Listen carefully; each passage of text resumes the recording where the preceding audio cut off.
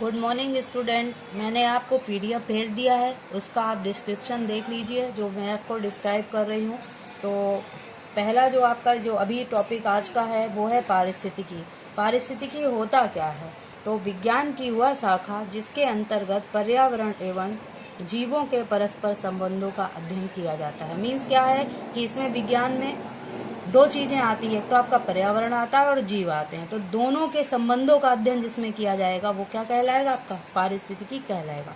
Ecology को जो शब्द है उसको ग्रीक शब्दों एक को इकोस और तथा लोगोस दो शब्दों से मिलकर बनाया है। जो आपका इकोस है उसका अर्थ होता है रहने का स्थान, तथा लोगोस जो अर्थ शब्द है उसका अर्थ होता है विज्ञान।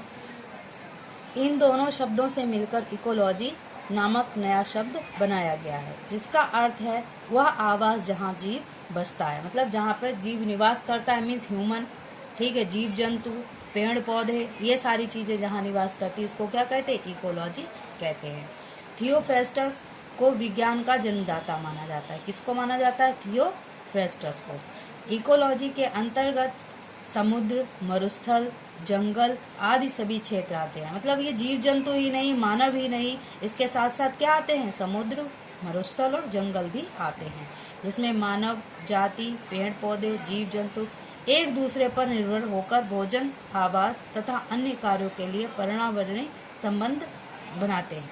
इसमें क्या होता है बेटा, जैसे आपका क्या है, मरुस्थल हो गए, समुद्र हो गए, जंगल हो गए, अगर ये चीज नहीं होंगे तो हम लोगों को फल फ्रूट, लकड़ी, ठीक है, जल, ये कहाँ से प्राप्त होगा? उसी तरीके से इन लोगों के लिए भी हम लोग भी साथ में सहभागी होते हैं। मानव है, ठीक है, पेड़ पौधे हैं, जीव जंतु हैं, एक दूसरे पर निर्भर रहकर ही अपना भोजन प्राप्त करते हैं। यही संबंध हमारा पर्यावरणीय संबंध के अंतर्गत आता है।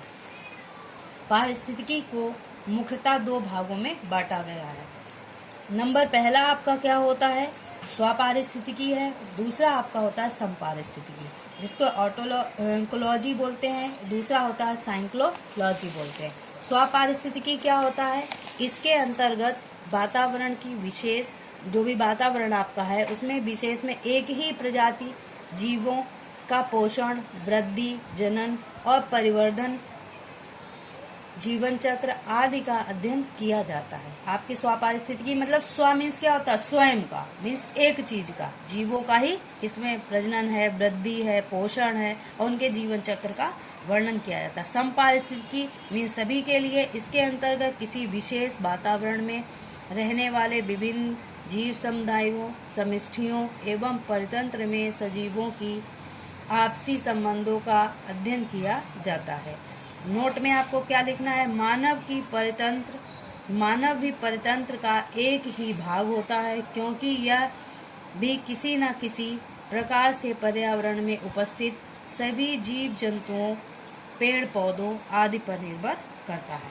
पारिस्थितिकी तंत्र, इसको क्या कहते हैं? इकोसिस्टम। इकोसिस्टम इंग्लिश भाषा के दो शब्दों से मिलकर बना है, इको और सिस्टम। इको का अर्थ होता है परि या चारों ओर, सिस्टम का अर्थ होता है तंत्र या व्यवस्था। अर्थात पारिस्थितिकी तंत्र अतः क्रियात्मक और आत्मनिर्भर प्रकृति व्यवस्था है। दोनों मतलब कौन कौन सी है? आपका जो चारों ओर और इसका प्रकृति और मानव जीव, दोनों एक दूसरे पर निर्भर होते हैं। एक के बिना दूसरे का कोई महत्व नहीं होता है। और नेक्स्ट आपका आता है पारिस्थितिकी तंत्र की प्रकृति।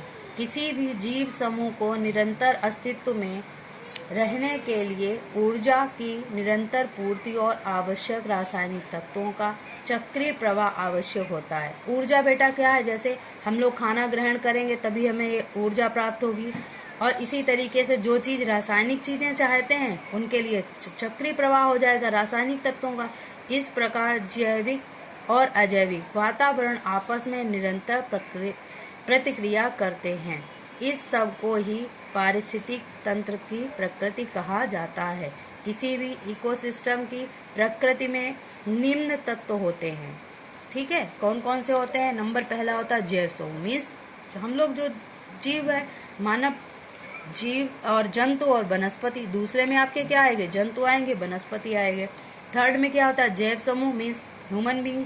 का समाप्त होना और नए जैव समूह द्वारा उनका स्थान ग्रहण कर लेना। जैसे एक व्यक्ति है, उसकी मृत्यु हो जाती है, दूसरे जो जन्म लेते हैं वो उनका स्थान ग्रहण कर लेते हैं। जैसे आज बाबा है तो बाबा एक्सपायर हो गए तो पिताजी हुए, पिताजी बाबा बन गए। तो इस तरीके से होता है। ऊर्जा, नेक्स्ट फोर्थ है आपका ऊर्जा का निरंतर प्रवाह।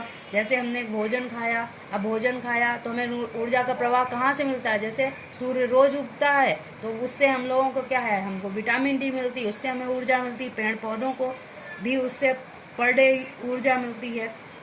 नेक्स्ट 5 है रासायनिक तत्वों का निरंतर चक्रीय प्रवाह। जो भी रासायनिक तत्व हैं बार बार चलते रहते हैं और फिर खत्म हो जाते हैं, समाप्त हो जाते हैं, पुनः हो जाते हैं, चलने लगते हैं, तो उनका चक्रीय प्रवाह चलता रहता है। तो ये बेटा आपका था पारिस्थितिकी तंत्र। इसकी 2 टाइप्स हैं, इनका मैंने डिस्क्राइब कर दिया है, पारिस्थितिकी तंत्र को बता दिया है और इसकी प्रकृति भी बता दी। इसको आप लोग ध्यान से पढ़ लीजिएगा, नोट्स में रिटर्न कर लीजिएगा, आपके लिए इम्पोर्टेंट। Okay, thank you.